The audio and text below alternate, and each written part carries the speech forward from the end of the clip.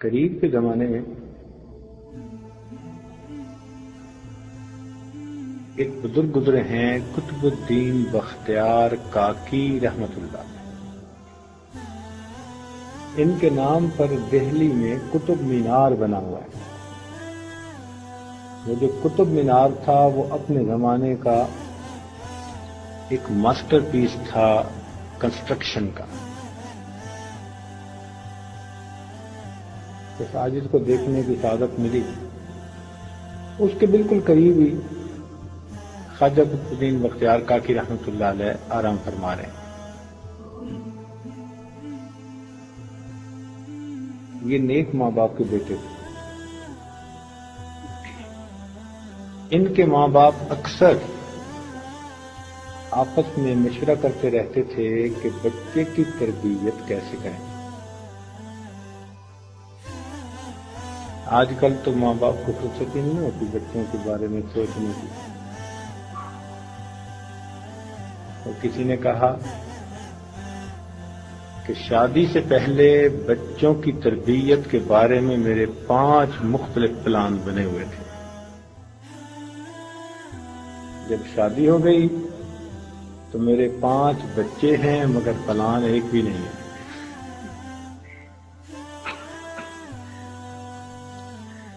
تو آج کل تو پھر ماشاءاللہ اولاد بڑھتی جاتی ہے اور بچوں کی تربیت کے منصوبے ختم ہوتے جاتے ہیں. مگر وہ نیک ماں باپ فکر مند رہتے تھے. چنانچہ بیوی نے ایک دن کہا کہ میرے ذہن میں ایک تجویز آئی ہے، میں بچے کی بڑی اچھی تربیت کروں گی تاکہ اس کے دل میں اللہ تعالیٰ کی محبت بڑھ جائے، ایمان مضبوط ہو جائے، یقین کامل ہو جائے. خامد نے کہا بہت اچھا. چنانچہ بچہ بڑا ہوا، مدرسے جانے والا بن گیا. ایک دن بچہ مدرسے سے واپس آیا تو جیسے بچوں کی عادت ہے، امی مجھے کھانا دیں، بھوک لگی ہے.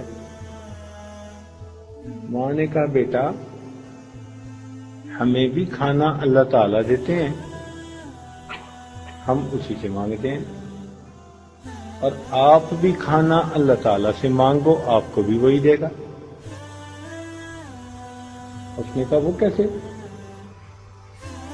ماں نے کہا بیٹا مصلی پہ بیٹھو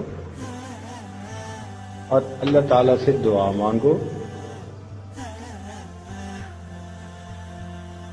چنانچہ بیٹا مصلی پہ بیٹھ گیا، معصوم ہاتھ اٹھا کے دعا مانگی، اے اللہ میں مدرسے سے آیا ہوا ہوں، تھکا ہوا ہوں، مجھے بھوک لگی ہے، اللہ مجھے کھانا عطا فرما دے. دعا کر کے پوچھنے کا امی اب کیا کروں؟ ماں نے کہا بیٹا یہ کمرے میں چلے جاؤ، کہیں اللہ نے کھانا بھیجا ہوگا.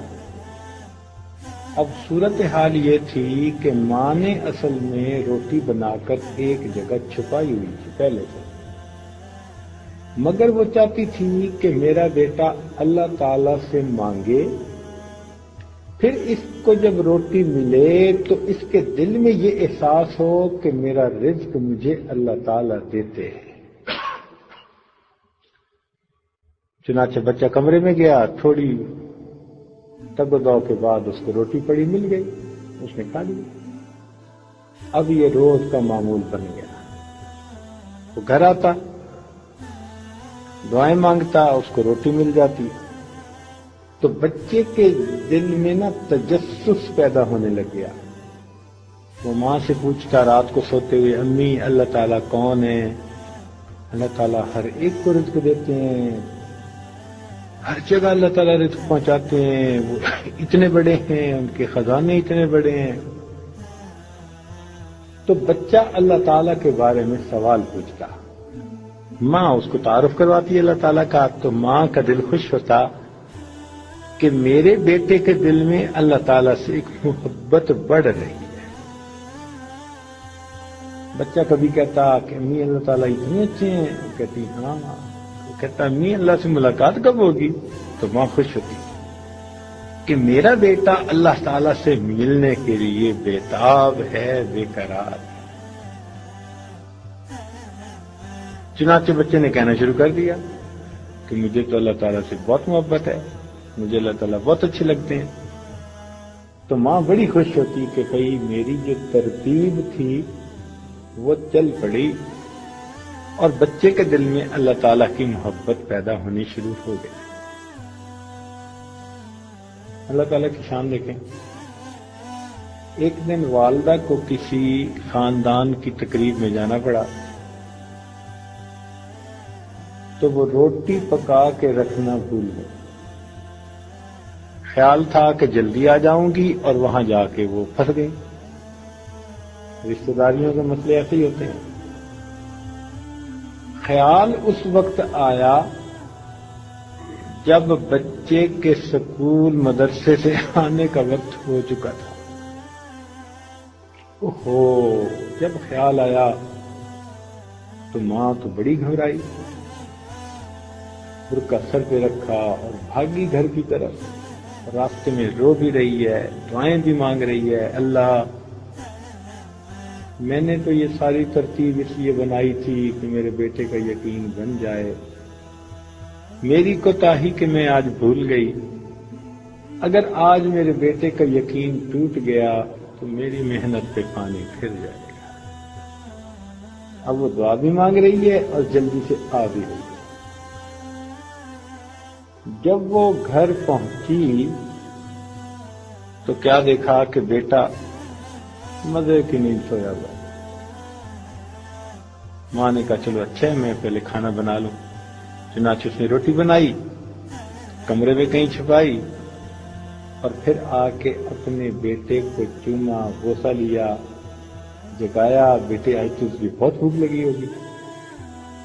بیٹا اٹھ کے بیٹھ گیا، امی مجھے بھوک تو کوئی نہیں لگی۔ کیوں بیٹا، تمہیں بھوک کیوں نہیں لگی؟ تو ماں نے کہا، اس نے کہا بیٹے نے کہ امی میں جب مدرسے سے آیا تھا نا تو میں نے مصلی بنایا تھا، بچھایا تھا، اور میں نے اللہ تعالیٰ سے دعا مانگی تھی، اے اللہ مجھے بھوک بھی بہت لگی ہوئی ہے اور آج تو امی بھی گھر پہ نہیں ہے، اللہ مجھے کھانا دے دیجئے۔ تو میں پھر کمرے میں گیا، امی مجھے ایک روٹی پڑی ہوئی مل گئی، میں نے اسے کھایا، لیکن جو مزہ آج اس روٹی میں آیا اس سے پہلے یہ مزہ مجھے کبھی نہیں آیا۔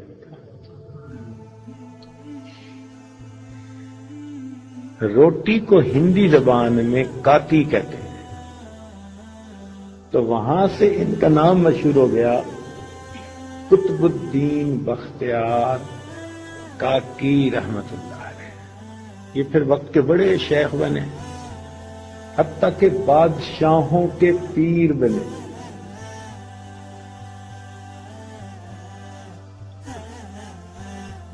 جب ان کی وفات ہوئی تو ان کا جنازہ ایک بہت بڑے قبرستان میں لایا گیا، بلکہ گراؤنڈ میں لایا گیا۔ لاکھوں کی تعداد میں لوگ وہاں جمع ہو گئے ان کا جنازہ پڑھنے کے لیے۔ عزیز کے علاوہ کچھ میت ایسے ہوتے ہیں کہ جنازہ پڑھنے والوں کی وجہ سے ان کو فائدہ ہو جاتا ہے۔ کچھ میت ایسے ہوتے ہیں کہ جنازہ پڑھنے والوں کی وجہ سے ان کو فائدہ ہو جاتا ہے۔ حدیث پاک میں ہے کہ 40 مومن جس کے جنازے میں شریک ہوں اللہ اس میت کے گناہوں کو معاف فرمائے۔ تو کچھ میت ایسے ہوتے ہیں کہ جن کا جنازہ پڑھنے والوں کی وجہ سے اس کا فائدہ ہو جاتا ہے، اور کچھ ایسے بھی ہوتے ہیں کہ جنازہ پڑھنے کی وجہ سے پڑھنے والوں کا فائدہ ہو جاتا ہے، پڑھنے والوں کا فائدہ ہو جاتا ہے۔ تو حضرت تو ان ہستیوں میں سے تھے، چنانچہ لوگ تو مور و ملخ کی طرح، چونٹیوں کی طرح اکٹھے ہو گئے۔ جب حضرت کا جنازہ رکھا گیا، ایک آدمی آگے بڑھا، اس نے کہا جی کہ میں حضرت کا وصی ہوں. حضرت نے مجھے وصیت فرمائی تھی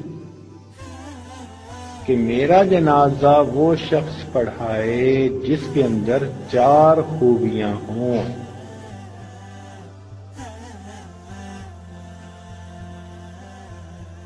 کون سی؟ پہلی خوبی کہ اس کی پوری زندگی میں کبھی بھی فرض نماز کی تکبیر اولیٰ قضا نہ ہوئی ہو. یا اللہ، پوری زندگی میں کبھی بھی تکبیر اولیٰ قضا نہ ہوئی ہو. اب اس میں شاگرد بھی فیل تو استاد بھی فیل، اور مرید بھی فیل تو پیر بھی فیل.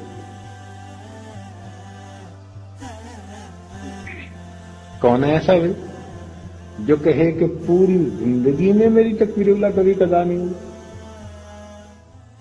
کیسی کڑی شرط ہے. اللہ اکبر کبیرہ. دوسری شرط کہ جس بندے کی زندگی میں تہجد کی نماز بھی کبھی قضا نہ ہوئی ہو. یا اللہ، پھر ایک مرتبہ فیل.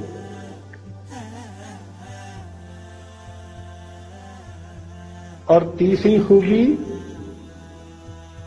اتنا عبادت گزار کہ عصر کی سنتیں بھی اس نے کبھی نہ چھوڑی ہوں. تیسری مرتبہ پھر فیل. اور چوتھی خوبی کہ پوری زندگی کبھی کسی غیر محرم پر غلط نظر بھی نہ پڑی ہو. چوتھی مرتبہ پھر فیل.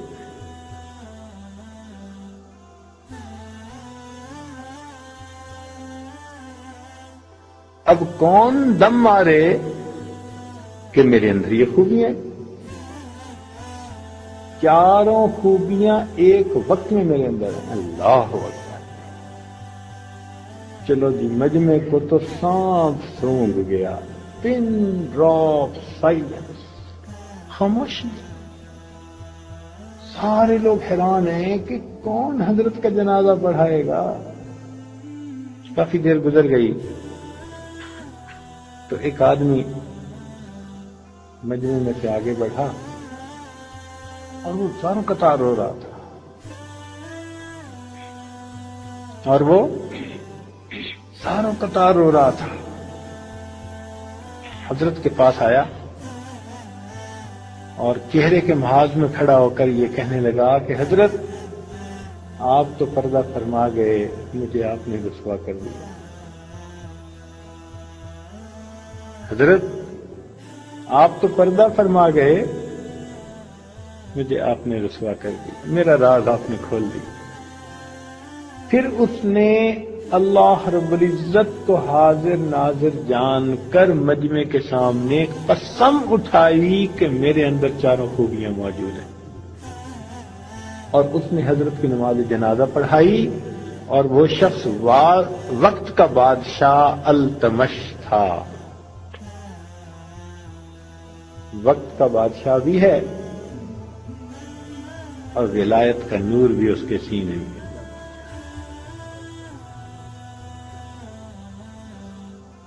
نرم بستروں پہ سو کر اس نے اپنے رب کو منا لیا.